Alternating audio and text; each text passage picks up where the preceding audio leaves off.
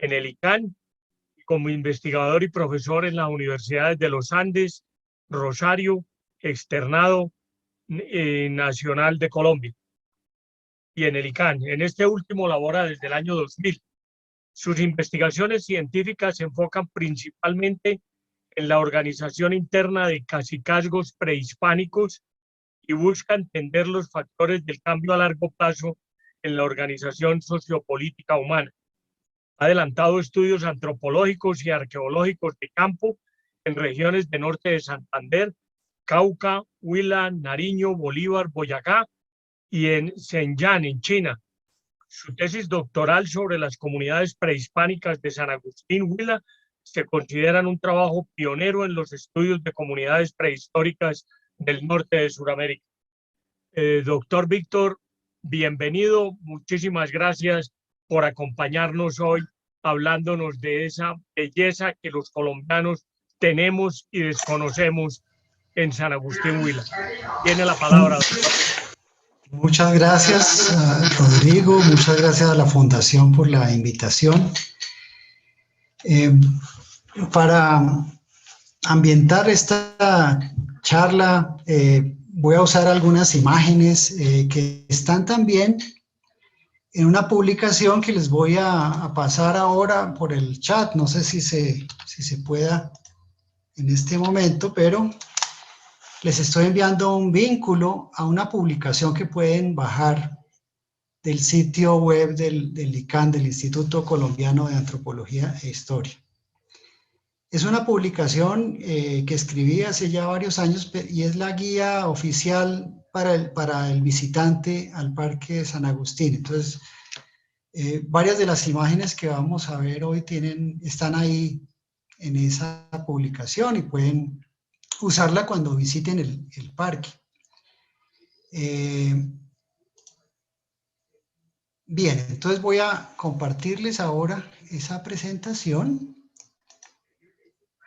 y vamos a charlar un poco sobre San Agustín, sobre el parque arqueológico, pero también sobre las investigaciones arqueológicas que se han hecho ahí en esta región del suroccidente colombiano, en el sur del Huila.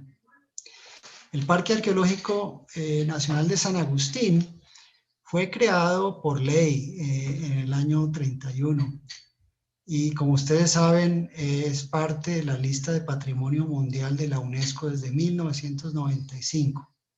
Es por eso un orgullo para todos los arqueólogos y debe ser un orgullo para todos los colombianos porque es un ejemplo muy relevante sobre el pasado prehispánico del norte de Sudamérica.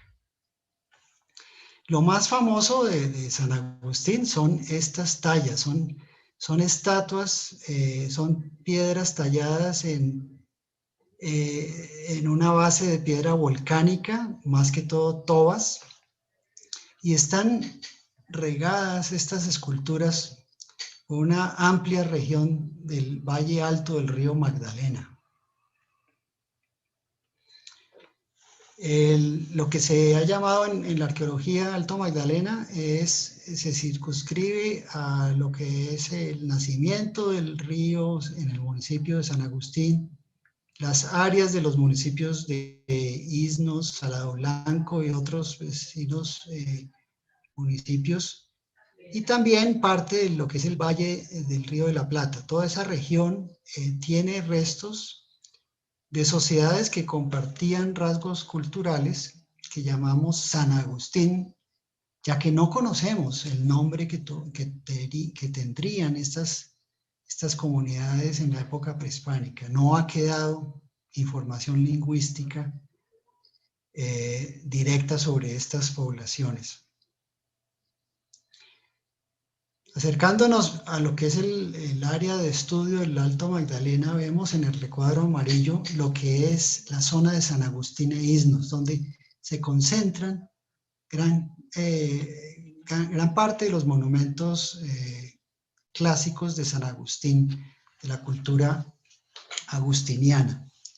Los puntos amarillos son esos sitios arqueológicos que contienen tumbas y estatuas de piedra en sitios ceremoniales del periodo clásico regional.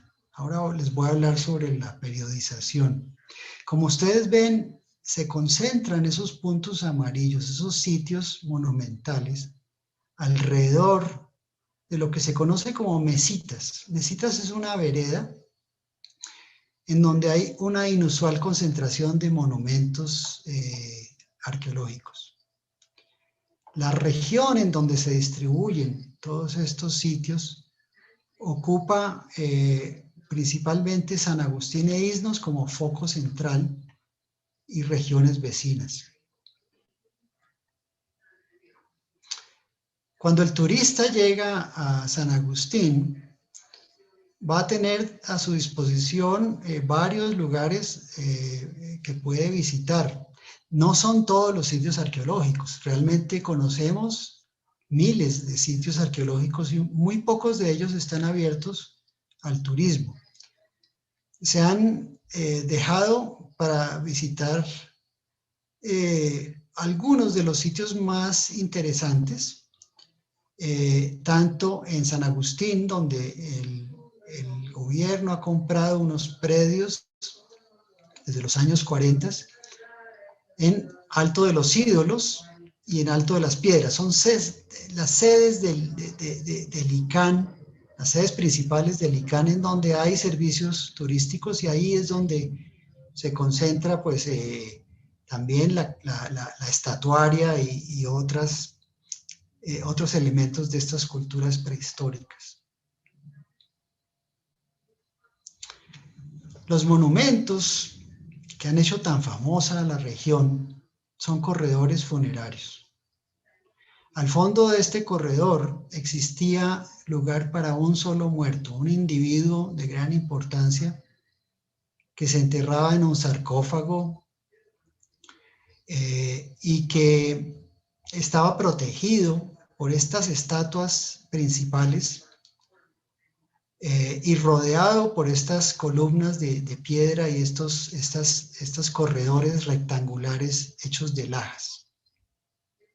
Toda esta arquitectura funeraria estaba entonces dedicada a un solo individuo. Se tapaba este corredor funerario con un gran montículo de tierra. Esto sucedió durante un periodo de unos 950 años, 50 veces. Solo hay 50 tumbas de estas características durante un periodo muy, muy largo. Y eso nos permite pensar qué tan especiales eran las personas que merecían este tratamiento de ser enterrados en monumentos impresionantes. No todas las estatuas están dentro de los monumentos, algunas como esta, en Alto de los Ídolos, está puesta en un sitio, en una especie de plaza, en un sitio aparentemente público, cercano a los montículos. Cuando pensamos antropológicamente quiénes merecían esas tumbas, inmediatamente se nos ocurren las imágenes de reyes, de caciques poderosos, de jefes importantes, pero no necesariamente eran hombres.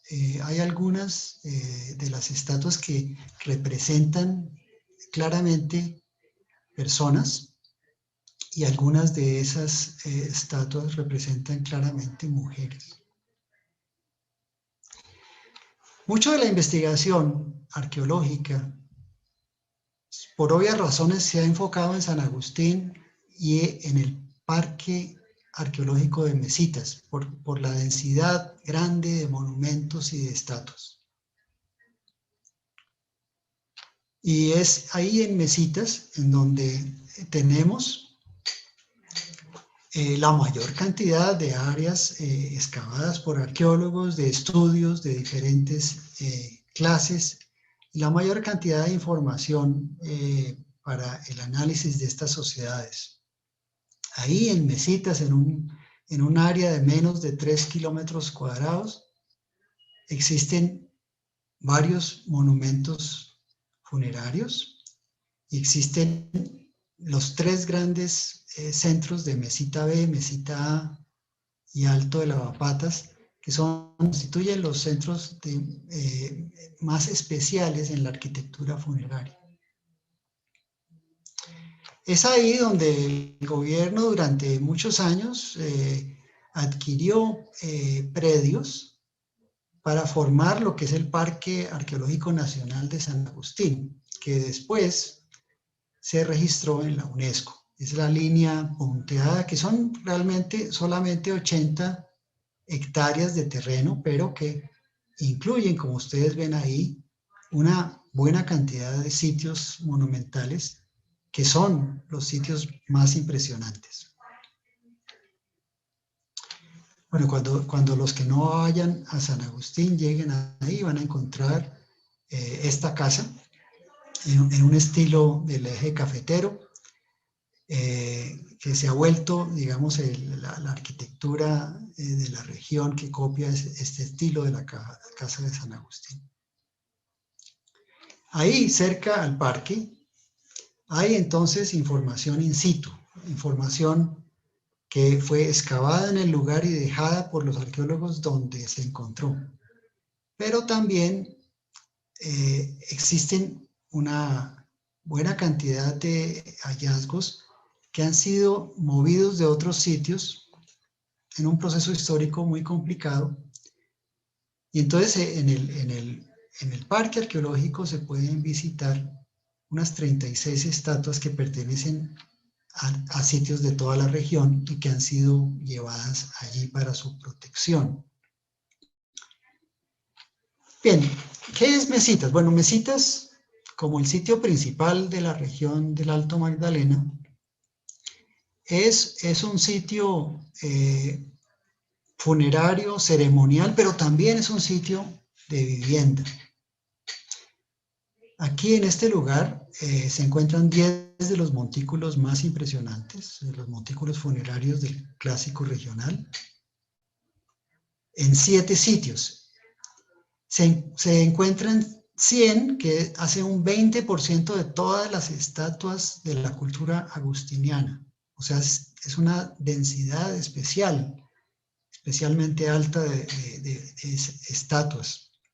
Pero además de eso, hay cientos de tumbas simples, sencillas, las tumbas del común.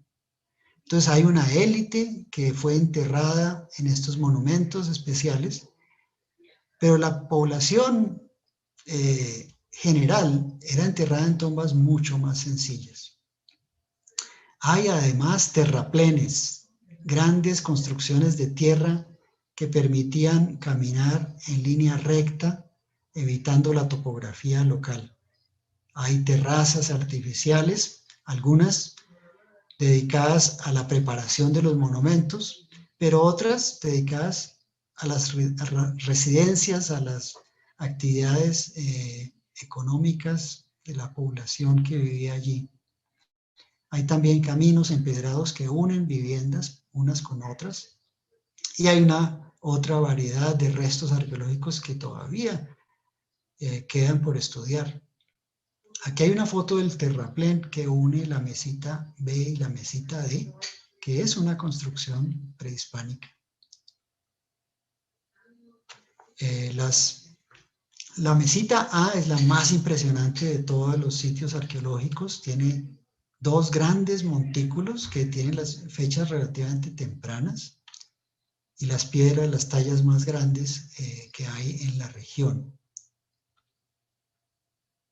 Cuando uno se enfoca en los sitios arqueológicos funerarios, ceremoniales, uno se da cuenta que alrededor de los montículos principales, que son estas líneas verdes, que miden hasta 30 metros de diámetro, se ubican concentraciones de tumbas relativamente más sencillas alrededor. Eso indica que familiares de las personas enterradas en los monumentos seguían usando el sitio como su sitio funerario. Y entonces nos muestra que hay una gradación. Está el personaje muy importante que cada generación, una persona en toda la región merecía ese tratamiento, y después hay gente que merecía un tratamiento menos elegante, tumbas más sencillas, pero después esa gradación sigue hacia tumbas casi invisibles, simples huecos rectangulares en la tierra. Eso corresponde a lo que los antropólogos llamamos sociedades de rango, sociedades preestatales, sociedades que pueden tener una jerarquía social y un sistema político, pero que no tienen realmente clases socioeconómicas.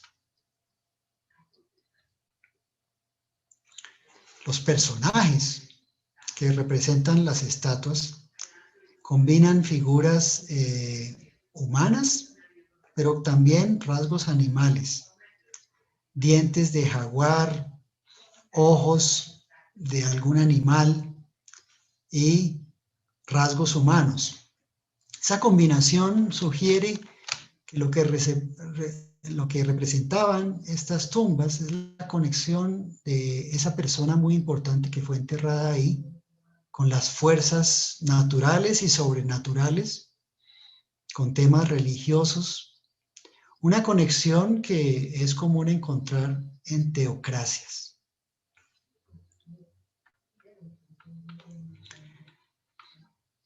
Hay otros sitios monumentales con menos inversión de trabajo que Mesita A, pero que todavía son muy impresionantes, como la Mesita B, que tiene 3 grandes montículos funerarios, más pequeños, pero todavía bastante elaborados. Cuando vemos la organización de la Mesita B, encontramos una ordenación de los monumentos alrededor de un área más o menos plana, en donde creemos que sucedían una serie de ceremonias de importancia para las comunidades.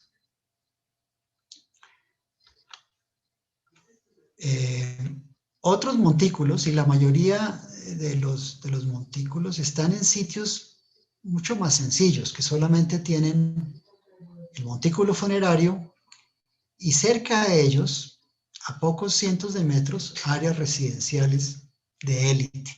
Las áreas residenciales de élite se reconocen no por sus grandes residencias, no por el ajuar funerario de sus tumbas, sino por unos elementos, unos marcadores de estatus muy sencillos, como cuentas blancas, cuentas de collar blancas de piedra caliza y el uso de vasijas trípodes.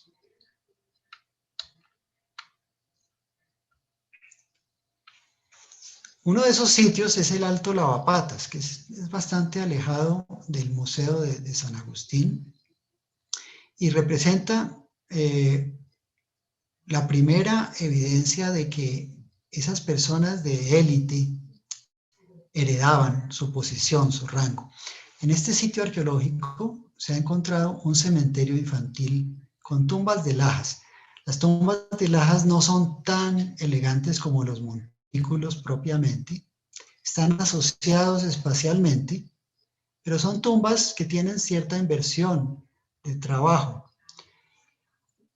Cuando un niño recibe un tratamiento muy especial en el momento de su muerte, los antropólogos consideramos eso como evidencia de una jerarquía social heredada.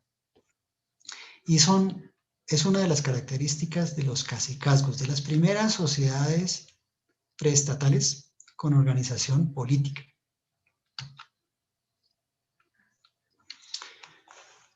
Bueno, los montículos no están aleatoriamente distribuidos, muestran una concentración muy clara alrededor del eje de la Mesita B. Curiosamente, la Mesita B es un centro importante mucho antes de que existieran los montículos y las estatuas funerarias. Entonces es un sitio históricamente importante para la región y es en cierta forma un centro geográfico para el Alto Magdalena.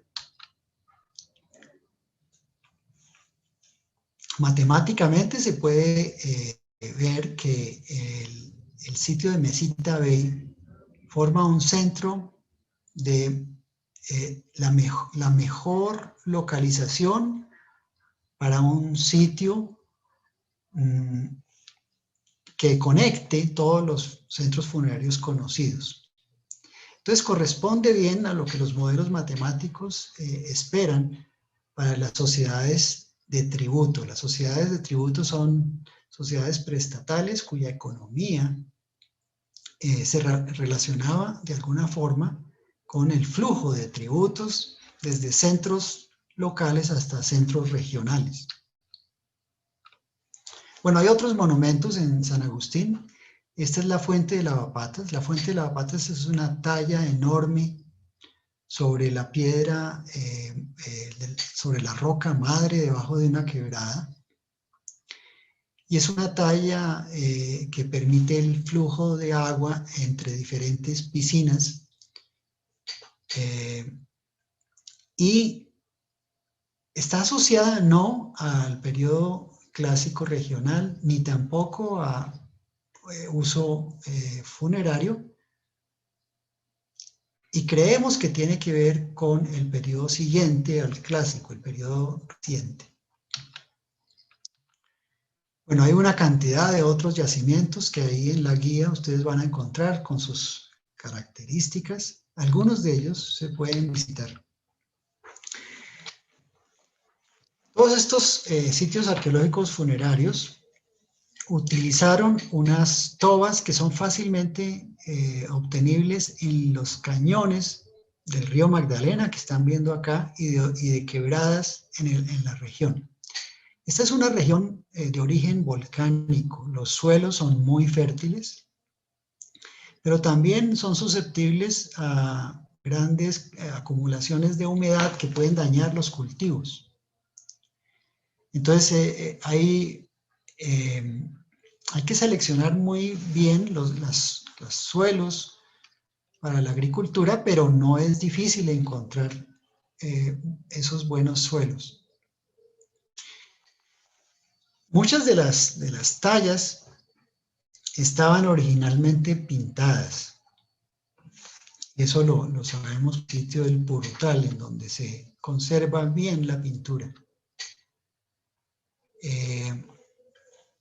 Aquí hay un ejemplo de la forma que tenían estos montículos funerarios y también del efecto de la huaquería. Desde la época colonial, estos sitios han sido dañados por los buscadores de tesoros, que realmente no han encontrado mucho en estas tumbas, porque aunque la arquitectura funeraria es especial, no contenían grandes cantidades de ajuar, de oro, ni de vasijas cerámicas tampoco.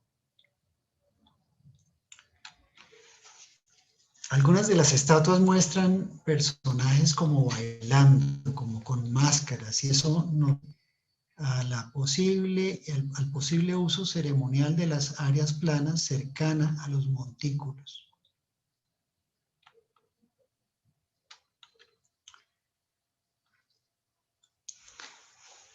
Otro sitio arqueológico muy importante es el Alto de los Ídolos. El Alto de los Ídolos en Isnos tiene también una concentración importante de montículos y de trabajos de tierra. Tiene unas especialmente grandes piedras talladas para sarcófagos. Y en este sitio se ven mejor que en otros la forma de los montículos. Se ha conservado bien la tierra y la forma de los montículos funerarios. Se han hecho estudios de varios niveles analíticos, desde los estudios de toda la región, estudios regionales, hasta excavaciones puntuales de tumbas y de viviendas. Los estudios regionales han servido para identificar mejor la cronología, los diferentes periodos, ha servido para escoger sitios para abrir excavaciones en áreas y ha permitido análisis demográfico, ha permitido trazar cómo cambió la población a lo largo de la historia prehispánica. Con esos estudios hemos identificado unos cambios estilísticos de la cerámica que nos permite fechar con gran confianza los depósitos arqueológicos. La secuencia comienza desde el formativo 1000 a.C., que es la primera cerámica que se usa en la región, hasta el 1530 después de Cristo, donde termina el uso de la cerámica Barranquilla Crema, que es la que permite fechar ese periodo. ¿Esto por qué es importante? Porque hemos identificado miles de sitios y fecharlos por radiocarbono sería muy costoso. Entonces utilizamos la presencia de estos estilos cerámicos en cada sitio para poder fechar la ocupación. La cerámica del periodo clásico regional, que es en el cual se construyen los famosos montículos funerarios, es la cerámica más burda y menos atractiva de toda la secuencia. No porque la hicieran muy fea, sino porque es especialmente deleznable y frágil y pierde la superficie que antes la cubría. Este es un resumen de la cronología cerámica, entonces les muestra a ustedes, digamos, la guía que los arqueólogos usamos para estudiar los sitios. Cuando encontramos cerámica de una de estas clases, ya sabemos que el sitio está ubicado, está ocupado en cierto periodo grande. Parece muy burdo, pero es la forma más efectiva que tenemos para clasificar los periodos. El periodo más antiguo tiene la cerámica más delicada y más fina, es el periodo formativo 1. Aquí hay una urna muy bonita de ese periodo. En esa época a la gente la enterraban en tumbas de pozo con cámara lateral, no usaban piedras de lajas y los ajuares eran muy pobres realmente. En el periodo clásico regional, sí, se usan ajuares ricos como esta nariguera de oro puro, pero son realmente raros. Son 17 o 18 objetos como este que han aparecido en las tumbas arqueológicas de San Agustín hasta ahora. Muy, muy poco. Al final de la secuencia, en el periodo reciente, empiezan a aparecer canales, la excavación de obras de ingeniería que tenían como propósito drenar el agua. Aquí ustedes ven un ejemplo de un canal arqueológico y en la foto de arriba se ven las huellas de las formas rectangulares de esos canales y aparecen solamente en zonas donde la fertilidad del suelo es naturalmente pobre. Es solamente al final del periodo en donde notamos que había esta agricultura más intensiva. El resto de la secuencia nos muestra unas poblaciones suficientemente bajas como para no haber tenido problemas económicos de subsistencia. Bueno, el reconocimiento regional se ha hecho en varias partes del Alto Magdalena.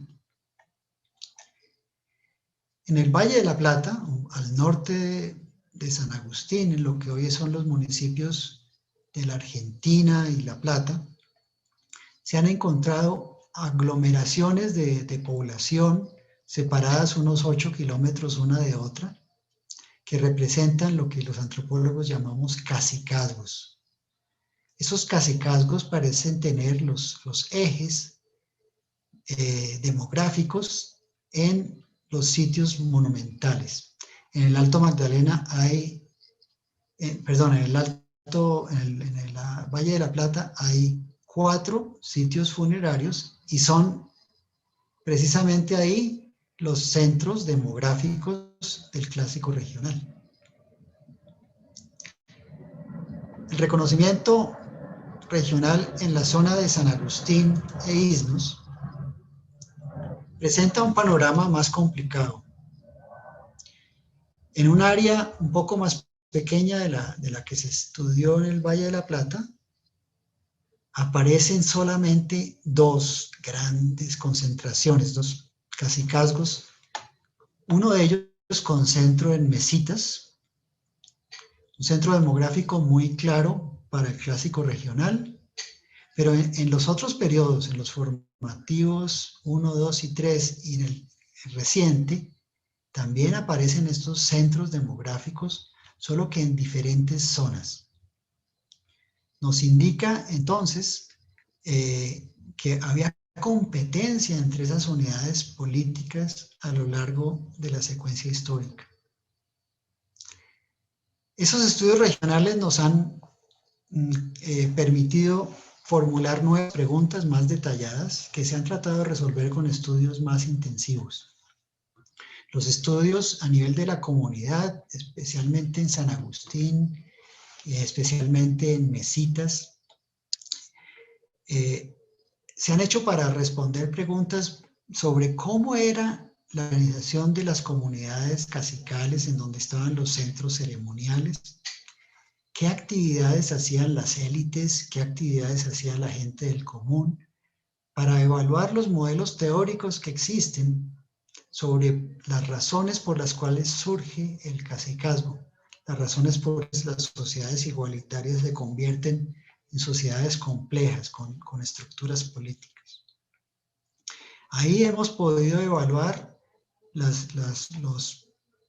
propuestas teóricas sobre los motores de cambio, control de recursos, crecimiento de la población, diferencias medioambientales, especialización artesanal y otras explicaciones que hay en la teoría antropológica. Eso se ha hecho con excavaciones de miles de sondeos, programas intensivos, mapeos detallados de las basuras domésticas y el análisis diacrónico de todo eso para ver cómo se organizaba una comunidad prehispánica en esta región. Ahí ustedes ven un mapa de todas las excavaciones, las áreas cuadradas amarillas, que aquí ya no se ven individualmente, son excavaciones que se han hecho para recuperar las muestras y reconstruir cómo es la basura doméstica. Y a partir de esa basura doméstica hemos ubicado todas las viviendas de los diferentes periodos. Hay entonces un aumento demográfico en esta vereda durante el formativo. Gradualmente aumenta la población y llega a estar conformada por 75 unidades domésticas. Cada una debería tener unas 5 personas. Es una comunidad relativamente pequeña y dispersa. Y en esta comunidad hemos evaluado varios de los modelos para entender el desarrollo de cacicazgos. No hemos encontrado grandes diferencias en los tamaños de las viviendas. La cantidad de gente que vivía en cada vivienda permaneció a lo largo de más de 2000 años bastante constante. Al final del periodo hay una pequeña diferencia y parece que algunas viviendas de élite eran un poco más grandes en el centro de la comunidad. Hemos evaluado la distribución de los suelos agrícolas en amarillo, pues podrían haber sido controlados por la élite. Lo que hemos encontrado contradice esas ideas marxistas, digamos, de que el control de recursos es un motor del cambio, de la evolución de las sociedades. Realmente, con el paso del tiempo, la cantidad de suelo agrícola en manos de las familias de élite no aumenta, sino que disminuye. También hemos evaluado la presencia de producción artesanal, para ver si las familias de élite controlaban la producción. Hemos encontrado que no, que las familias de élite no controlaban la producción. Parece que se dedicaban a actividades netamente ceremoniales. Esas actividades están relacionadas, por ejemplo, con el uso de obsidiana, que es un material lítico muy especial, y el uso de unas vasijas trípode. Esas vasijas trípode son exclusivas de las zonas de vivienda de la élite. La producción artesanal, por su parte, está regada por todo el asentamiento. Algunas familias de élite sí parecen dedicadas a algún tipo de producción artesanal, pero no de manera exclusiva. ¿Dónde están esas élites? Bueno, hemos encontrado restos de las basuras domésticas de familias de élite muy, muy cerca a antiguos montículos funerarios. En la mesita B, por ejemplo, el grupo residencial 68, al sur del sitio, fue asociado también a producción de objetos de oro, un pequeñísimo taller en donde se producían algunos objetos de ese material. Sin embargo, el área doméstica es un área igual a todas las otras zonas domésticas de la región. El área de la vivienda parece tener unos 6 metros de diámetro. No era un palacio ni nada de eso, era una casa común y corriente. Pero la familia que vivía ahí tenía un estatus social, no económico, muy alto.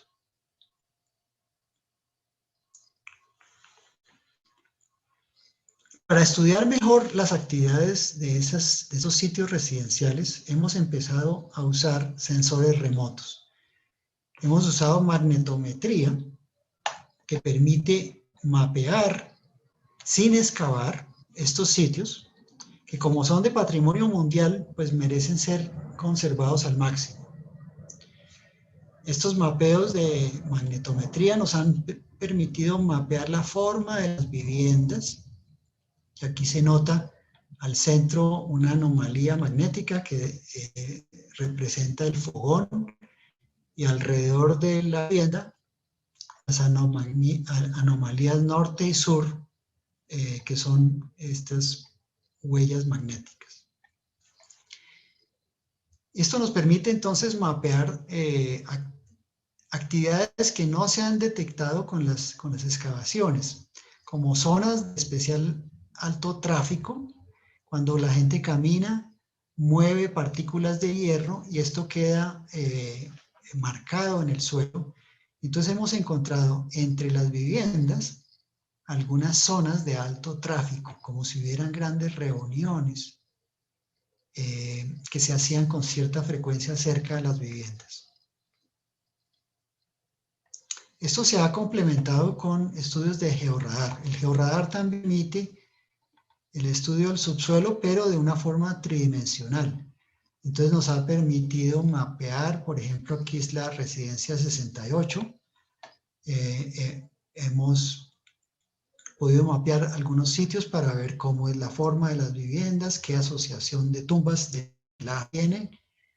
Y hemos encontrado un camino empedrado que unía esta vivienda con el montículo funerario.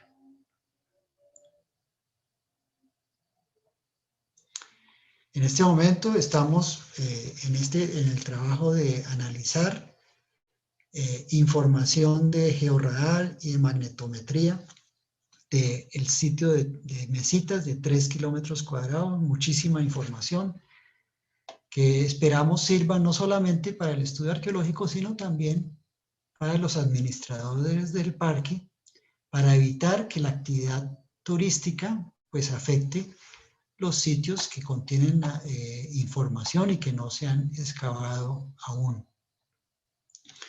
Bueno, eso es lo que quería mostrarles en esta breve presentación. Se complementa bien con la lectura del librito, de la guía que les envié. Y creo que podemos abrir la discusión y las preguntas, si ustedes quieren. Y termino pues de de compartir, para oírlos.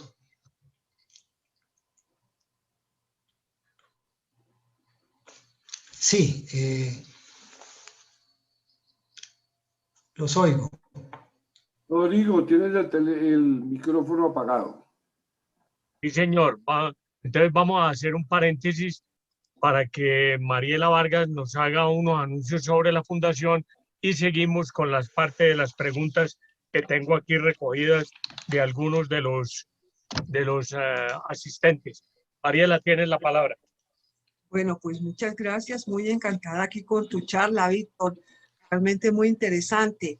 Yo creo que la Fundación ha traído temas tan importantes como este que estamos tratando. Y bueno, qué mejor manera de recordar aquellas tardes como los sábados, que recoger las memorias del festival. Ese es un esfuerzo que hemos hecho. Nuestra primera publicación es este libro que ustedes ven y que yo tengo aquí en la mano. Es muy rico leerlo. Dicen que leer viene etimológicamente de escoger, de seleccionar, a lo mejor de arrimar leña para hacer fuego para nuestra alma también. Y cómo nos gustaría, no solamente, como dice Carlos Alberto Moreno, conocer este lugar tan bellamente descrito ahora por Víctor, y tener la oportunidad también de tenerlo muy cerca de nuestro corazón. Esta es nuestra primera publicación. En diciembre vendimos bastantes libros. Por ejemplo, Carlos Alberto Moreno escogió para obsequio de sus clientes, Beatriz también. Hubo muchísimas personas también de ustedes que hicieron la compra del libro. Nosotros somos una fundación empeñada en divulgar la historia y a través de la historia promover el futuro y un mejor futuro para Colombia. Como se dice que el historiador o la historia se trata de profetas que miran hacia atrás. Entonces, es una invitación la que yo, en nombre de todos mis queridos amigos de la Junta Directiva, queremos hacerles para que adquieran este libro. Los ejes temáticos son hermosos. Miren, está Antonio Nariño, está Villa de Leyva, está un contexto arquitectónico de Bogotá, voces y experiencias de la historia, como los jacobinos negros. Está nuestra gran charla de inauguración del segundo festival, que fue la de Inés Quintero. Muchos de ustedes recordarán cómo fue de interesante. Fue en la iglesia de Villa de Leyva.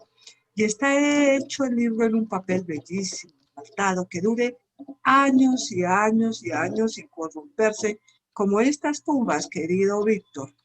Entonces, no solamente queremos, mire, ayúdenos, compren el libro. Si quieren que los llamemos, dejen anotado su teléfono en el chat y con mucho gusto los llamamos. Obsequienle a sus amigos de cumpleaños el libro. Y les digo por qué, porque una vez que acabemos la existencia del primer libro, empezamos con un nuevo tomo que va a recoger otras de nuestras interesantísimas charlas. Entonces, es muy fácil y muy barato. Solo vale 58.000 pesos más el envío y les llega en 2 o 3 días. Regálenlo, por favor, es un libro lujoso. También, pues queremos invitarlos. Pues yo lo hago regularmente, lo hace mucho mejor nuestro presidente de la Fundación, Alberto Moreno, y otros que saben exponer mejor, para pedir el apoyo de bonos culturales solidarios de 130.000, que nos ayuden precisamente a los gastos mínimos que tenemos. Somos una fundación sin ánimo de lucro, pero pues tenemos y tenemos algunos costos mínimos. Nuestro interés siempre es tenerlos a ustedes pues interesados en estos programas tan maravillosos en la cultura, crean estos, crean vínculos indestructibles. Bueno, y aquí hay un ejemplo de la cultura. Miren esta belleza, Machu Picchu. Yo sí he ido allá. No sé, Carlos Alberto Moreno y muchos de ustedes, pero es un lugar también para conocer. Lo tendremos el sábado 10 de abril con un expositor, unos expositores maravillosos. Luis Jaime Castillo es ministro de Perú, ya lo hemos tenido en otra oportunidad, con la moderación de Rodrigo. y será un sitio también espectacular, espectacular de conocer. O sea que los esperamos allá y esperamos que nos apoyen. Muchísimas gracias. Bueno, Víctor, yo quiero hacerte primero una pregunta. Alguna vez que estuve en San Agustín, me tomé una foto al lado de una de esas esculturas que representa un chimpancé y había otra que parece por lo menos un elefante. Son animales que no existían en América. ¿O es que yo vi lo que no era realmente y eso es otra cosa? ¿Tú qué opinas como antropólogo?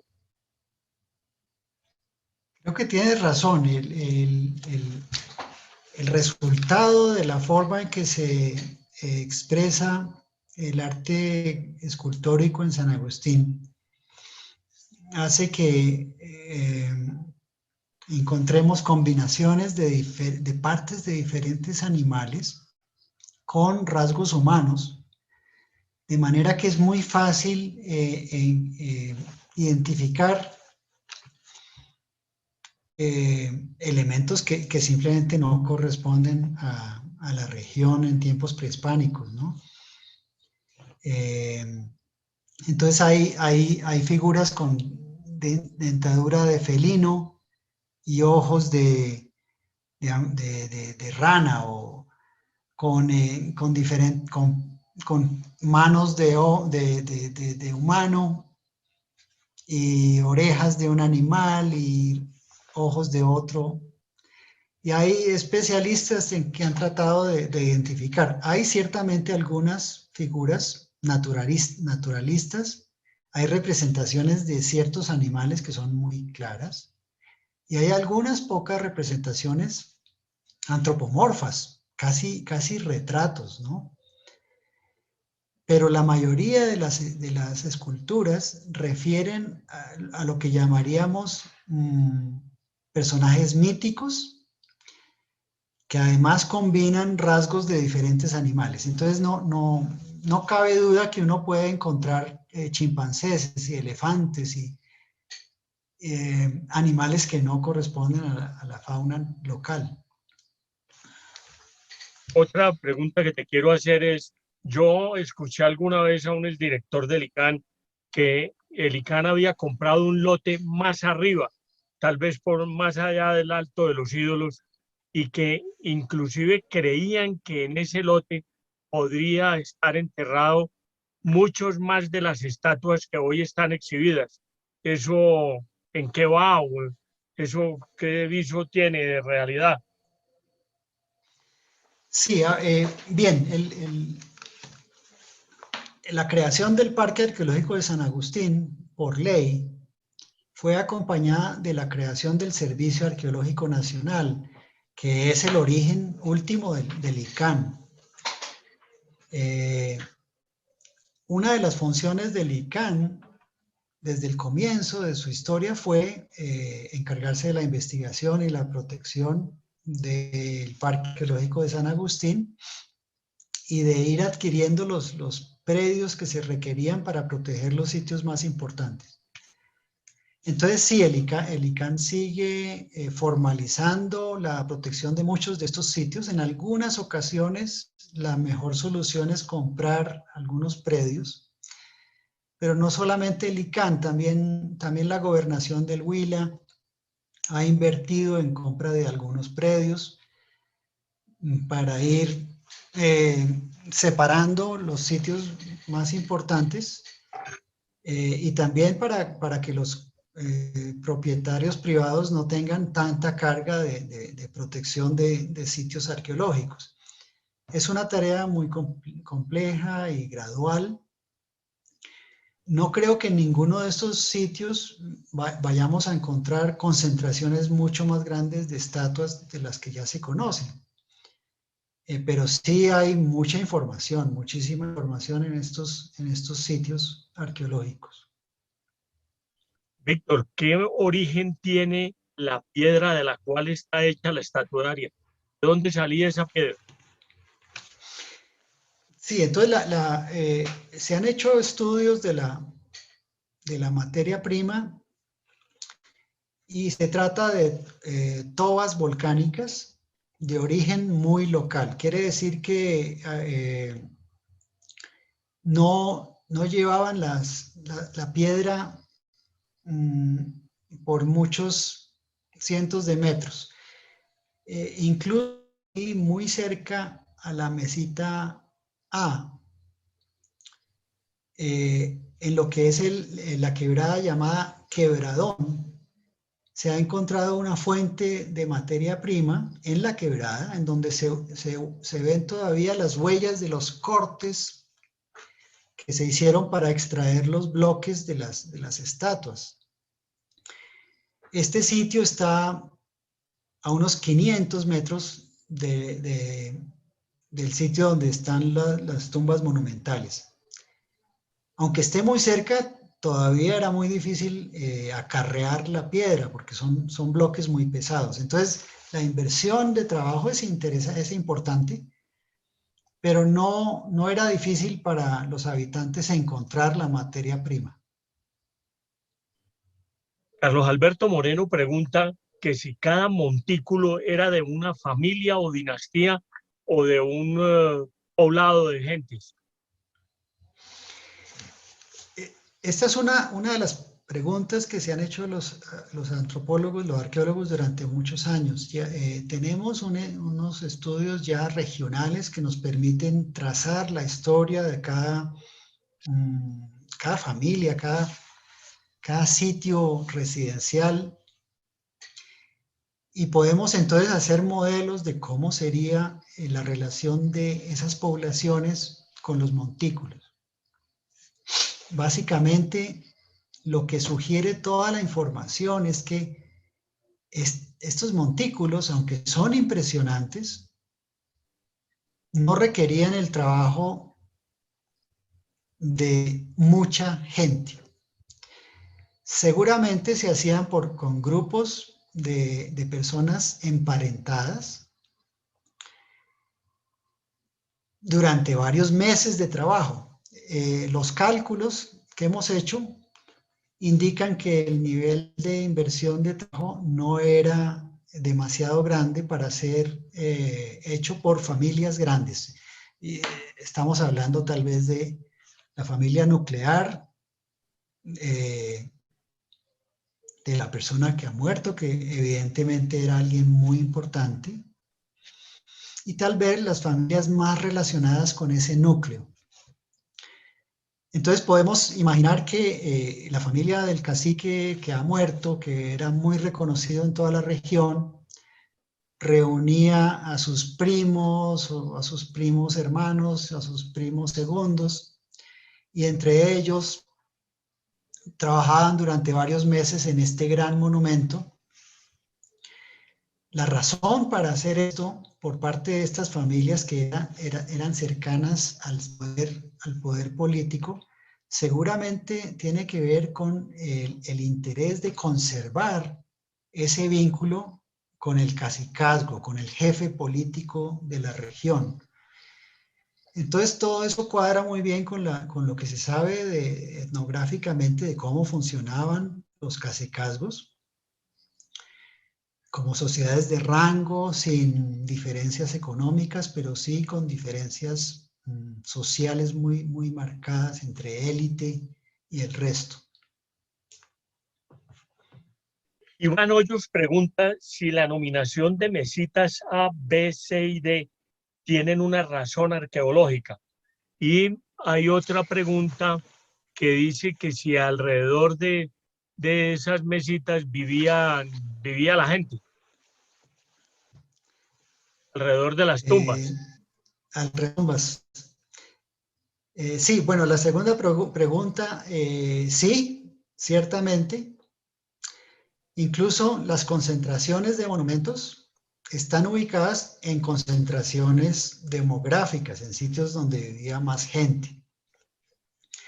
Entonces no había una separación como hacemos hoy de cementerios por allá y de zonas de viviendas por allá, sino que era todo mezclado. Los ancestros vivían ahí, muy cerca en sus tumbas, muy cerca de las viviendas de la gente. Entonces no hay esa separación de lo doméstico y lo funerario, sino que es todo parte del sitio. Sobre las mesitas, no, la razón para el nombre parece que era que la gente que vivía allí antes de que se supiera mucho sobre lo arqueológico, le llamaba a los dólmenes, que son esas estructuras de lajas con techo, le llamaban mesitas porque parecen unas mesas de piedra. Entonces de ahí viene la palabra de mesitas. Que pregunta también Iván Hoyos si tiene el ICAM previsto abrir otros sitios arqueológicos en la zona de San Agustín. Bueno, no hay planes muy formales por ahora de nuevos parques arqueológicos que yo sepa. Yo no estoy vinculado a la parte administrativa del ICAM, sino que me dedico más a la investigación.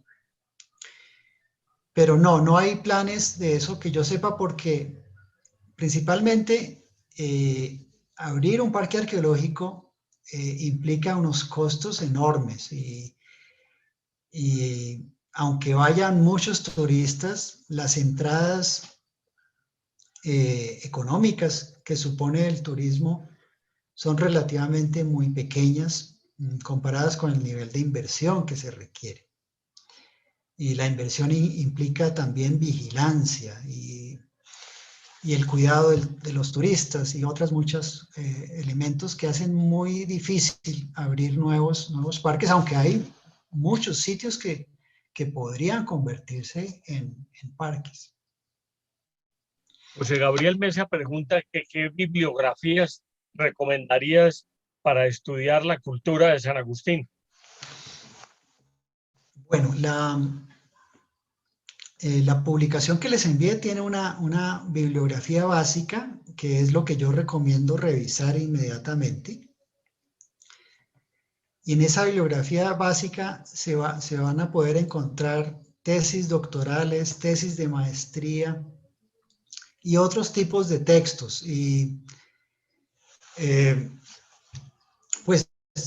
yo podría enviarles a los interesados una bibliografía muy completa si quieren. Si la persona está muy interesada en eso, me puede dejar su correo electrónico y con mucho gusto yo le envío copias de las últimas publicaciones. Muchas gracias, Víctor. Clemencia Trujillo pregunta si las esculturas representaban la fisonomía de los indígenas. Sí, creo que ya he tratado de responder eso ahí en el chat, pero hay una escultura o dos que realmente parecen retratos, no parecen figuras mitológicas o míticas, sino que sugieren que son representaciones de la fisonomía. No sabemos, porque desafortunadamente en la región las condiciones de acidez de los suelos hacen que los huesos no se conserven nada bien. Entonces, aunque tenemos muchísima información de muchos sitios arqueológicos, lo que nos falta es información de antropología física. No tenemos esqueletos, no hay ni siquiera un solo buen esqueleto conservado de muchos cementerios que se han excavado. Entonces no podemos aseverar que la fisonomía representada ahí en esas pocas estatuas sea la fisonomía local de esas poblaciones, pero es bastante probable que sí. Philip Montanari pregunta, dice lo siguiente: ¿existe la tradición oral que la fuente de Lavapatas va contra la gravedad? Era el monumento de sacrificio por excelencia. ¿Qué opina Víctor al respecto? Sí, bueno, habiendo hecho un inventario lo más preciso posible de todos los monumentos que encontramos en el estudio regional, sorprende que ese tipo de monumento que es la fuente de Lavapatas que hay otros dos ejemplos similares, aunque más pequeños, no tengan ninguna asociación directa con material del periodo clásico. Y sí hay asociación con el periodo reciente. Entonces, aunque no estamos muy seguros porque faltan datos precisos, es bastante posible que esas fuentes de piedra, talladas en la piedra, no sean del periodo reciente, perdón, no sean del periodo clásico, sino que sean del periodo siguiente. No tiene ninguna asociación con nada ceremonial, con nada funerario. Y entonces la clase de ceremonias que parecen asociarse a eso son ceremonias que tienen que ver con el agua, tal vez otro tipo totalmente diferente de rituales a los que conocemos de las tumbas y de las estatuas y de esos montículos. Entonces, creo que hay unos montículos funerarios del clásico muy claramente indicando ceremonias fúnebres. Estos otros monumentos no sugieren para nada esa asociación. Parecen mostrar elementos del agua y de seres muy naturales, de salamandras y de ranas Entonces recuerda mucho más las religiones andinas contemporáneas, el culto a la madre naturaleza, a la madre tierra y a ese tipo de divinidades muy diferentes a las que vemos en los monumentos del clásico. Uno ve entre la estatuaria de San Agustín y lo que hay en tierra adentro una serie de relaciones, pues la estatuaria es relativamente parecida. ¿Qué relación hay entre San Agustín y tierra adentro? Bueno, si miramos bien el mapa del suroccidente colombiano, realmente tierra adentro hace parte todavía del Alto Magdalena, no hay, digamos, una separación geográfica que haga que tierra adentro sea una cosa separada de San Agustín y del Valle de la Plata. Realmente hacen parte de la misma zona geográfica. Cuando estudiamos los restos arqueológicos de los sitios residenciales, notamos que la cerámica, que es nuestra forma de identificar la actividad doméstica, es idéntica. No hay forma de separar claramente lo que es la cerámica arqueológica de tierra adentro, de la cerámica del Valle de la Plata, un poco más al sur, y de la cerámica de San Agustín y de Isnos, aún más al sur. Realmente hacen parte de la misma clase de estilo de hacer artefactos. No hay razones para pensar que eran sociedades muy distintas. Entonces creemos que hacen parte de una misma tradición cultural, pero son muy diferentes en un solo aspecto, y es en el tipo de monumentos funerarios. El tipo de monumentos funerarios clásico de tierra adentro son tumbas gigantescas, tumbas de pozo con cámara lateral, pero monumentales, muy grandes, que no eran dedicadas a un solo individuo, sino que eran para muchas personas, en urnas que se iban enterrando en un proceso muy largo, como un mausoleo familiar. Este tipo de tumbas sí se usan en algunas clases de cacicazgos, en algunas clases de sociedades jerárquicas, en donde el poder no está concentrado por un individuo, sino que el poder está concentrado en familias, en linajes. Entonces, tierra adentro nos sugiere que en algún momento, tal vez al final del Clásico regional, para esta región cambiaron las bases del poder político de forma drástica. Y eso se ve en una transformación de los monumentos que también existen en esa región, con tumbas de montículos y estatuas, a estas tumbas tipo mausoleo. Todavía estamos estudiando en los sitios residenciales, hemos excavado algunas zonas cercanas a estos hipogeos, pero todavía queda mucho por conocer de tierra adentro. Ernesto Vela Orbegoso pregunta, entiendo que estas comunidades fueron particularmente pacíficas. ¿Cuál es el origen de esa aseveración? Y si no se han encontrado indicios de confrontaciones. Es correcto. En arqueología usamos varios indicadores de problemas de violencia y de enfrentamientos.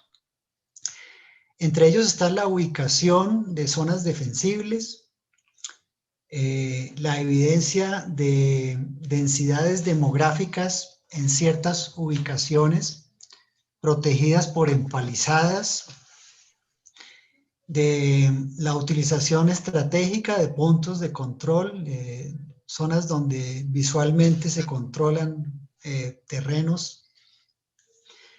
Y ninguna de estas evidencias aparecen en los mapas de reconocimiento regionales que tenemos. Lo que encontramos es una ocupación muy dispersa en todo el paisaje. No importa si es una zona defensible o si es una zona vulnerable para el ataque. Y tampoco hay densidades humanas grandes, o sea, no hay aldeas, no hay poblados. Lo que hay es una ocupación rural muy dispersa. Tampoco hemos encontrado huellas de incendios o de desocupaciones de una zona para que la población se mueva a otra durante los periodos formativo, clásico y reciente. Entonces, durante la historia de 2000 años de ocupación, no hay razón para pensar que estas sociedades eran violentas o que tenían guerras internas. Entonces, por eso decimos que son sociedades pacíficas, es precisamente por la ausencia de esas evidencias. Teresita Cardona pregunta si esos pueblos se integraron, esos habitantes que había ahí en esa zona cuando hicieron esa estatuaria, se integraron con otros pueblos o desaparecieron, no se sabe cómo. Sí, el tema de la integración es muy importante y central a la antropología. Lo estudiamos de varias formas. Nuestro estudio regional ha mostrado que las unidades que llamamos cacicazgos, las unidades políticas, eran básicamente independientes. Por ejemplo, en la zona de San Agustín e Isnos había dos grandes unidades políticas y realmente ninguna de ellas controlaba a la otra. Eran básicamente sociedades pequeñas e independientes durante gran parte de su historia. Al final de la secuencia hay una unidad política muy grande, tal vez reunía unas 60.000 personas, y podríamos pensar que al puro final del proceso podría haber una integración regional diferente. Eso es una hipótesis que todavía faltaría por comprobar. No creo que fuera una sociedad estatal propiamente dicha, pero se ven las señales de ese proceso de integración política regional.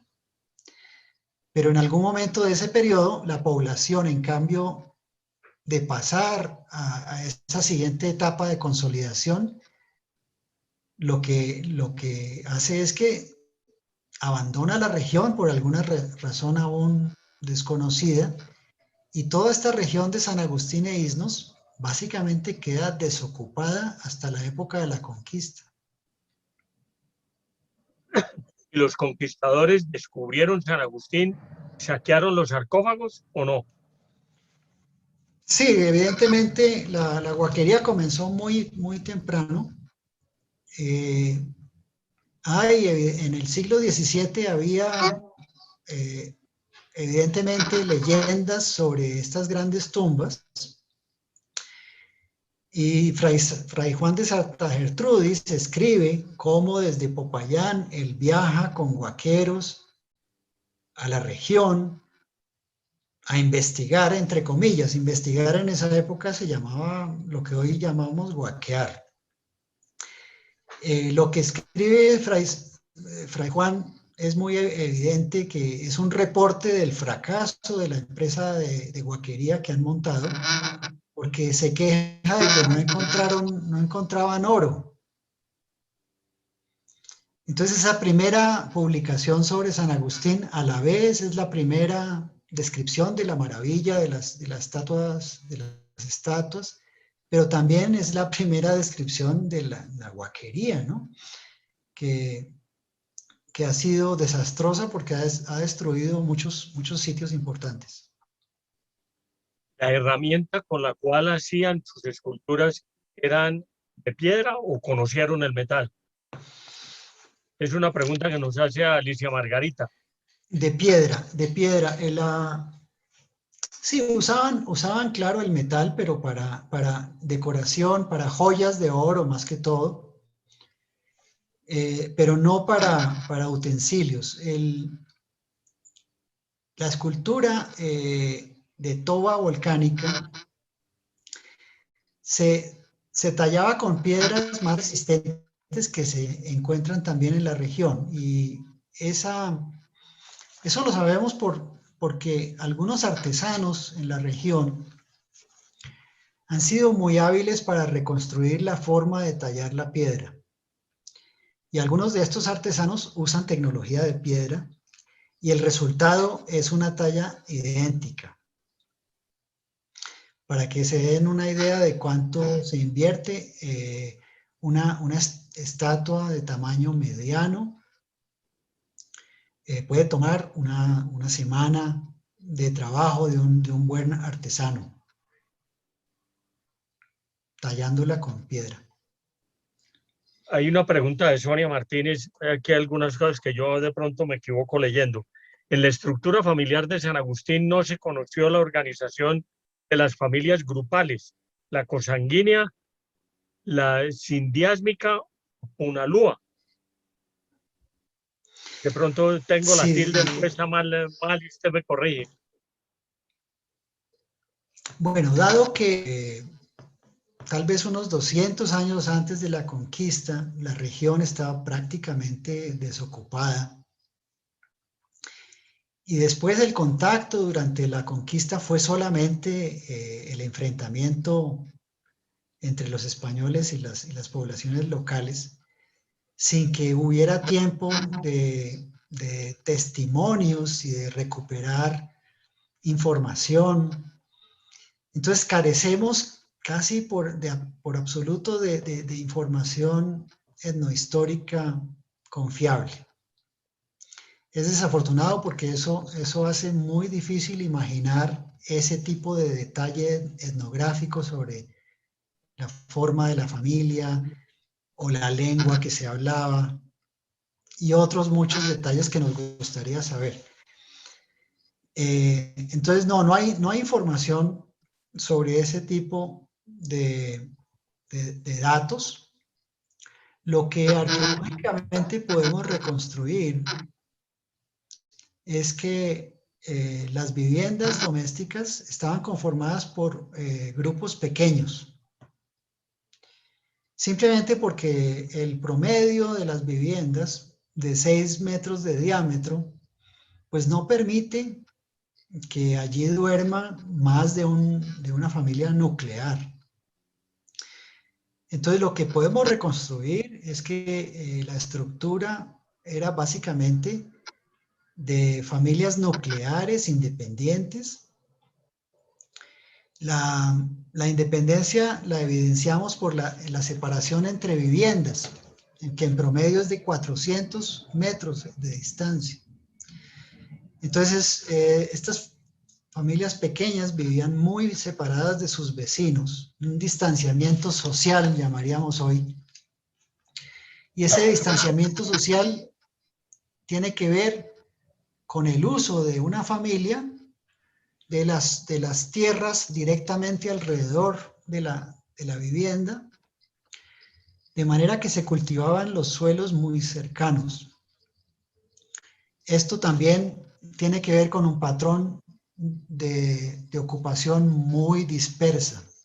Toda la región está ocupada, pero de forma muy poco aglomerada. Entonces, sabemos algo de cómo era esa organización, pero no los detalles de la herencia, ni tampoco la forma en que ellos concebían sus familias, si eran matrilineales o patrilineales. Nada de eso quedó en la información. Guillermo Valencia pregunta si hay alguna relación de las ciudades de San Agustín en el Huila y la de los Taironas en la Sierra Nevada de Santa Marta.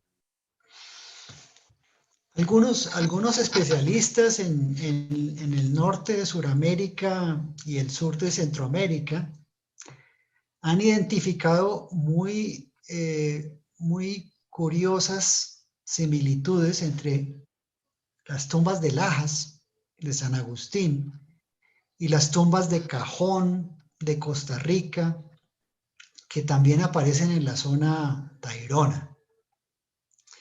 Entonces, hay un elemento, por lo menos, que son estas tumbas de piedra,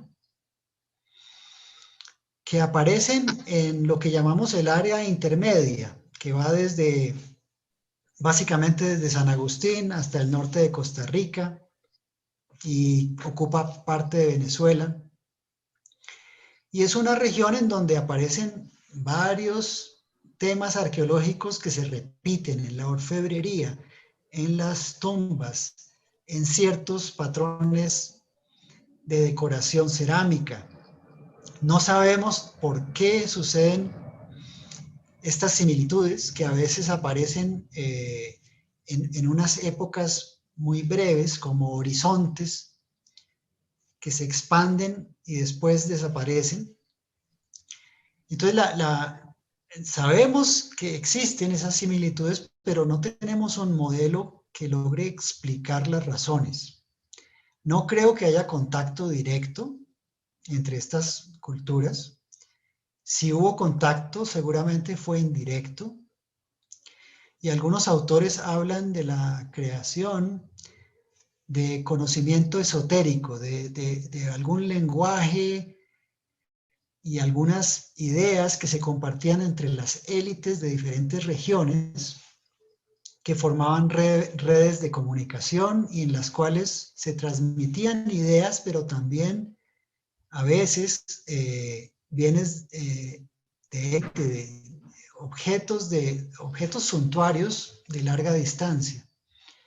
Entonces todavía hay muchas preguntas, pero no creo que haya contacto directo. ¿Qué cultos o creencias tenían los habitantes de San Agustín y de Tierra Adentro? Sí, como en los otros temas de detalle etnográfico, pues no tenemos ningún conocimiento de cómo sería exactamente esa idea de la religión o de sus cultos, sus creencias. Y lo que tenemos son las estatuas que nos permiten imaginar un poco el tipo de relación entre la política y la religión, entre la organización social y eso que serían esas creencias, pero no detalles sobre cuáles eran las creencias particulares. Entonces, por ejemplo, encontramos la figura del jaguar. Algunos arqueólogos y etnógrafos han querido asimilar eso con los cultos del jaguar amazónico actuales. Y creo que hay un riesgo en hacer esas conexiones porque realmente no tenemos ninguna razón para creer que sus creencias religiosas eran muy similares a las actuales creencias de las etnias del Amazonas.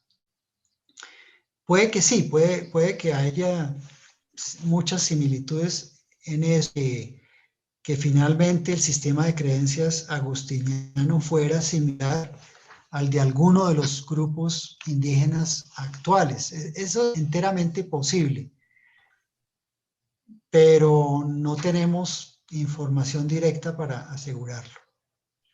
Horacio Torres dice, en recientes estudios de la Universidad Nacional se ha demostrado que alrededor de San Agustín había volcanes que hicieron erupción. ¿Es posible que bajo el actual sitio de San Agustín puede estar enterrado el pueblo original? Sí, el estudio del vulcanismo es muy interesante. Y uno de los intereses de estos volcanes es la obsidiana. Hemos encontrado que la obsidiana es un tema muy particular. Son algunas viviendas que se dedican como al intercambio de obsidiana. Aparece asociado a la élite, pero no solamente a esa élite.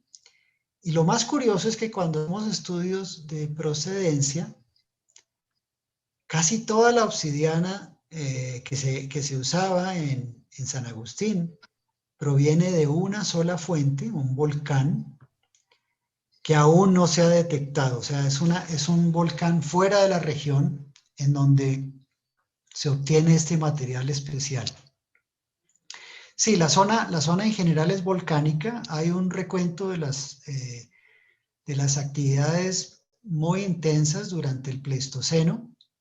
Y también sobre el Holoceno hay cierta actividad volcánica. No afectó la vida normal de las poblaciones en los últimos 4.000 años ahí en la región. Sí parece que afectó mucho la actividad más al sur, en lo que hoy es Nariño.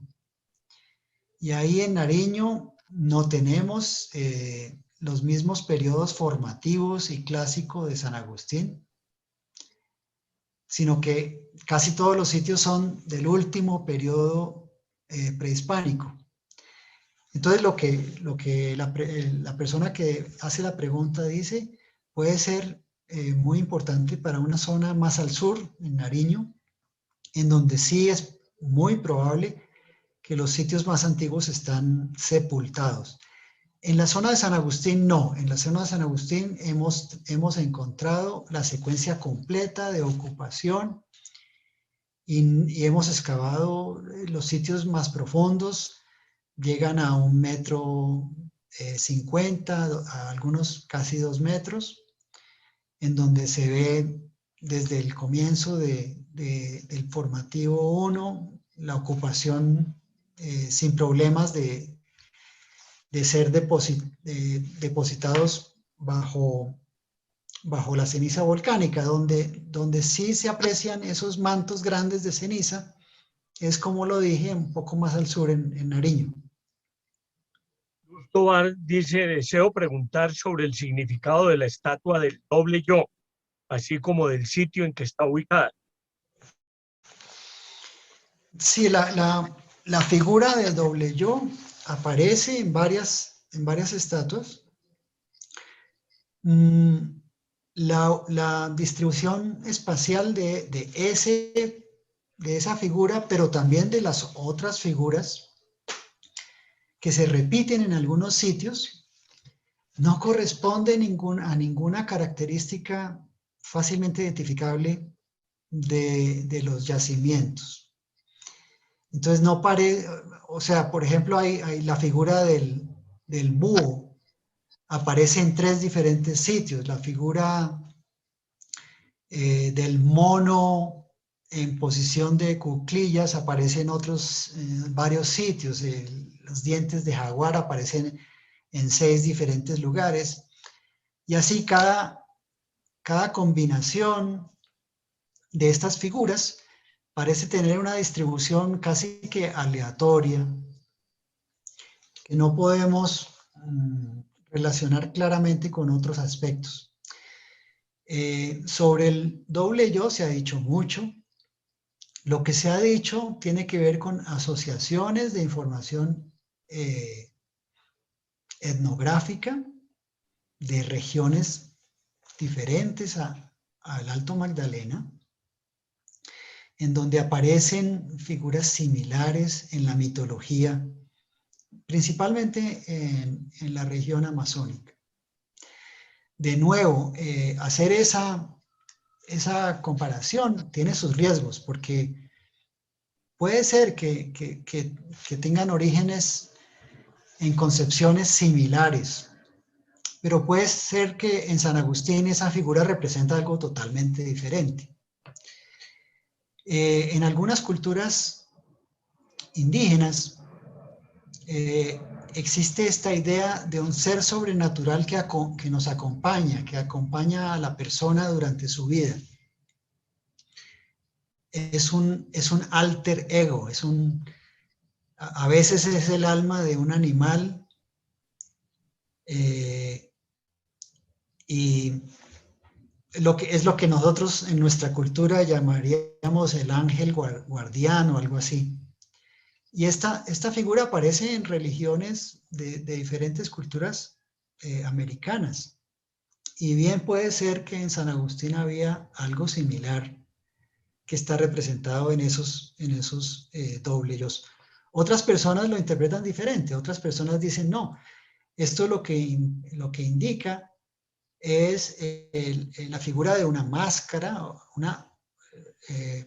algo que se usaba para bailes rituales que representaban mitos o que representaban alguna historia, alguna leyenda dentro de esos rituales. Entonces, hay muchas posibles interpretaciones y no tenemos acceso al contenido.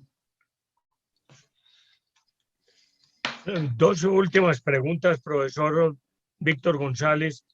¿Qué papel jugó la mujer en la organización social de la cultura de San Agustín? Muy importante esa pregunta. La ausencia de restos óseos es desafortunada porque no podemos acceder a un gran capítulo de lo que es la cultura San Agustín. Entonces tenemos muy pocas evidencias que nos permitan hablar de esos aspectos, como el género. Sin embargo, con la poca información que hay, vemos que no hay razón para pensar que estas sociedades tenían un eje masculino muy fuerte. Precisamente una de las imágenes que mostré es una estatua que representa a una mujer, y hay otras estatuas que se han representado claramente como figuras femeninas. Entonces, el hecho de que una representación de una figura humana femenina esté en el centro de estas expresiones monumentales tan importantes en la región, pues nos debe poner a pensar sobre el carácter de estas sociedades y de la posibilidad real de que la mujer era tan importante o incluso más importante que el hombre. Recordemos la historia de la cacica gaitana. La cacica gaitana pertenecía pues a los yalcones, a una sociedad de esta región que seguramente estaba de alguna forma emparentada con las sociedades de la cultura agustiniana, porque eran generalmente de la misma región. Y vemos ahí pues el papel importante en el liderazgo político de la mujer, ¿no? Entonces no hay ninguna duda que algo así podía suceder en la época clásica. Pues ya tenemos que estar concluyendo, entonces le voy a hacer la última pregunta, a pesar de que tenemos 21 preguntas más, y eso demuestra el interés del público en los conocimientos que usted nos está transmitiendo, y es, ¿qué se sabía de cultivos y alimentación de estas gentes que vivían allí? Sí, se ha recuperado información valiosísima sobre este tema. Los primeros reportes de la dieta y también de la producción local vienen del formativo 1, 1000 antes de Cristo. Para esta época los estudios muestran que ya tenían estas poblaciones casi todo el rango de productos domésticos que conocemos de América, frijoles y quinoa y maíz y yuca y una variedad de otros cultivos. A pesar de tener acceso a todas estas plantas cultivadas, en el periodo formativo y también en el periodo clásico, cuando ya la población aumenta, la dieta usaba una gran cantidad de alimentos silvestres. Entonces no podemos hablar de estas sociedades como campesinos dedicados a la agricultura. No, estas comunidades tenían acceso a toda clase de productos cultivables y los cultivaban, pero no se dedicaban a eso. Había tal abundancia de comidas silvestres que la participación en la dieta de los productos cultivados era pequeña. Entonces nos habla de una sociedad, digamos, de abundancia, una sociedad que no tenía problemas para alimentarse y que estaba en capacidad de producir mucho más de lo que producía, porque la densidad humana pues realmente permaneció durante mucho tiempo muy baja, muy manejable. Bueno, arqueólogo Víctor González, muchísimas gracias por su exposición. Realmente esta es una invitación a que los colombianos conozcamos San Agustín, y en el Festival Internacional de Historia vamos a hablar de Tierra Adentro. De manera que ha sido un programa espectacular. Me recuerda 2 viajes que he hecho a San Agustín, que es una cultura que está a la altura de cualquiera del mundo para ser explotada turísticamente, y así como los mexicanos y los peruanos llevan turismo, pero por millones, a sus países, atraídos por esas culturas prehispánicas, también San Agustín y Tierra Adentro podrían ser unos fortines turísticos maravillosos para la economía colombiana. Muchísimas gracias, profesor Víctor González. Y entonces le damos la palabra al doctor Carlos Alberto Moreno, presidente de la Fundación, para que cierre esta exposición. Muchísimas gracias, Rodrigo. Ante todo, muchísimas gracias al doctor Víctor González. Qué maravilla de exposición. Creo que esto es como para irnos esta Semana Santa de una vez allá a San Agustín, de verdad. Como dice Rodrigo, es un tema apasionante y ver que tenemos nosotros toda esa historia encima que no podemos. No puedo dejarlo de ir sin hacer una pregunta, que aunque no tiene que ver exactamente con San Agustín, la conversamos anteriormente y me parece interesantísimo que nuestro público lo conozca y que regálenos un poquito y háblenos un poquito de las pirámides del Valle de Puenza, en Colombia, las pirámides colombianas, las bautizaría yo. Sí, esto tiene alguna relación con lo que hemos estado hablando. Y es que en el suroccidente colombiano en general, con centro histórico en lo que es el Alto Magdalena, pero con una área de influencia mucho mayor, se desarrollaron cacicazgos, estas sociedades con las formas de organización política básicas y con diferencias entre grupos y entre personas, diferencias de tipo social más no económico, que con el tiempo en cada región fueron desarrollando diferentes sistemas y diferentes expresiones de esa organización. Entonces ya hablamos de en Tierra Adentro, que parece que hay unos cambios en las bases del poder de los caciques y una expresión ceremonial y funeraria muy distinta. Y entonces si nos vamos al sur, hacia Nariño, encontramos unas sociedades cacicales muy densas, muy dedicadas a la agricultura, a la cría de llamas, a los cuys y a otras actividades, ya organizaciones mucho más enfocadas en lo económico. Y si vamos hacia el oeste, hacia el occidente, encontramos estas ciudades del Valle de Pubenza en Popayán, que tienen muchas similitudes con San Agustín, no están muy lejos. Y en esta región, el profesor Cubillos, en los años 40, excavó parte del Morro del Tulcán, que es una pirámide prehispánica hecha de adobes. Y él reconoce pues que esa construcción y sus restos arqueológicos parecen más del periodo clásico que del periodo reciente.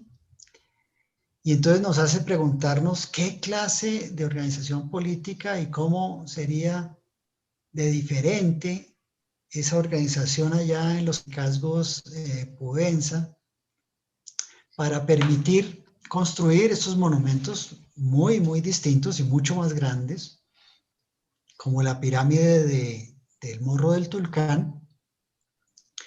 Y es por eso muy importante promover y apoyar el trabajo que están haciendo los arqueólogos de la Universidad del Cauca, investigando estos sitios. Hay, aparte del Morro del Tulcán, hay otras varias pirámides cercanas ahí a pocos kilómetros de Tulcán. Y hay también una variedad de sitios arqueológicos que representan otra clase diferente de cacicazgo que se podría comparar con San Agustín y que abre las puertas a muchos trabajos arqueológicos futuros. Y están cubiertas de pasto, y actualmente parecerían que son montes naturales, y son pirámides que están cubiertas de pasto. Sí, bueno, estos son montículos de tierra. Parece que se usó una forma natural, alguna loma que existía ahí, pero la construcción encima es artificial, está hecha de llenos de tierra y de muros de adobe y tiene un grado de complejidad muy interesante para comparar con pirámides de otras partes del mundo, ¿no? Y si fuéramos a las diferentes regiones del suroccidente colombiano, encontraríamos restos igual de impresionantes, ¿no? Hay relativamente poco estudio arqueológico y todavía estamos por conocer muchos de estas diferentes regiones arqueológicas. San Agustín ha sido privilegiada porque es una región muy bien estudiada, muy bien conocida, con mucho interés del público, pero también de los arqueólogos. Y es por las estatuas que han atraído la atención de la gente desde muy temprano. Pero no quiere decir que sea la única región arqueológica. Hay otras regiones en el mismo suroccidente tan curiosas como San Agustín y que merecen más investigación. Muchísimas gracias, doctor Víctor. Yo creo que con usted podía quedarse conversando muchas horas sobre estos temas arqueológicos. De verdad que qué interesante, qué bueno, qué cantidad de sapiencia y qué oportunidades tan grandes tenemos todavía los colombianos de conocer mucha de nuestra arqueología, mucho de lo que hoy en día tenemos en esta parte y tenemos todavía que estudiar y descubrir muchísimas cosas. De verdad ha sido un placer. Le agradecemos muchísimo en nombre de la Fundación, muy amable por haber contribuido a este Tardeando con la Historia y de hacernos todas las veces más conocedores del tema. Queremos a nuestro A público. ustedes, muchas gracias por la invitación. No, con un gusto grandísimo a usted, muy gentil. Y queremos invitarlo a usted y a todo nuestro público para dentro de 8 días a Machu Dentro de Picchu. 15. Dentro de 15 días, dentro de 8 días, Sábado Santo, muchísimas gracias.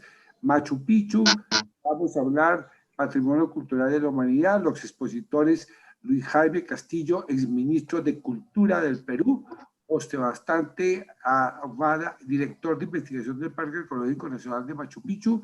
Desde Lima nos van a dictar dentro de 15 días, el sábado 10 de abril a las 4 de la tarde, los esperamos a todos, una excelente conferencia que vamos a tener. Y no se olviden apoyar a nuestra fundación. Ahorita nos aprobaron ya el primer curso, Fontur nos apoyó ya el primer curso especializado en turismo histórico y emprendimiento sostenible, que se va a dictar en Villa de Leyva, patrocinado con Fontur, a preparar muchachos para que sea esta juventud la que sepa traer turistas a Colombia, y este es un tema que vamos a tratar y que todos los pueblos patrimoniales de Colombia y ciudades patrimoniales lo vamos a tener. Entonces es una oportunidad fantástica, los esperamos. Y no se les olvide, por favor, contribuir con la fundación. Esta fundación transmite todo este programa gratuitamente, pero obviamente pues tenemos unos costos, y en la medida en que nos puedan consignar algo de plata, me dice Marielita que yo sé pedirla, eso, algo de plata en la cuenta corriente que tenemos ahí, que si me la pones un segundo, es de la vivienda, la 47 32 69 99 40 33, el que no alcanzó a anotar, 47 32 69 99 40 33, al nombre de la Fundación Festival Internacional de Historia. Ahí nos pueden ayudar con este tema, estos bonos solidarios que básicamente se emplean para desarrollar todas estas actividades que les hemos comentado. Muchísimas gracias, que tengan una Semana Santa llena de descanso, de buena energía, que tengan todas las cosas muy bien, que recen mucho, y nos vemos en 15 días acá para oír a Machu Picchu. Al doctor Víctor González de nuevo, nuestro gran agradecimiento, aprendimos muchísimo hoy. Muy amables. Gracias. Tengan una Gracias. feliz tarde. Muchísimas gracias a Felicidades. todos nuestros asistentes y hasta luego.